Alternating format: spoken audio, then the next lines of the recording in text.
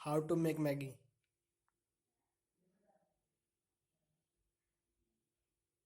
Hello दोस्तों, आज हम मैगी बनाना सीखते हैं। पहले इस पैन में मटर डाल दीजिए। लगभग 10 मिनट पकाने के बाद मटर पूरी तरह पक चुके हैं।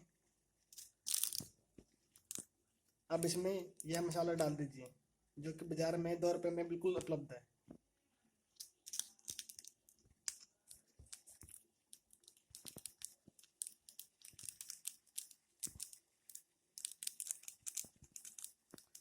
अब इसमें मैगी डाल दीजिए।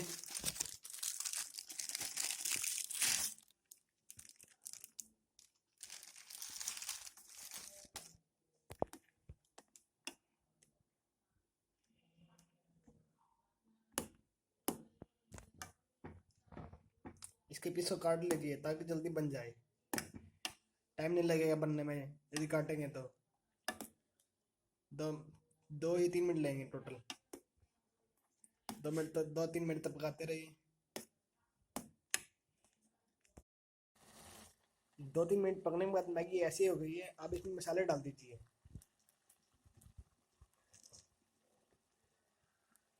ये पूरी तरह पक चुकी है एंड इसको मिक्स कर लीजिए ताकि मैगी में सही तरह मिक्स हो जाए।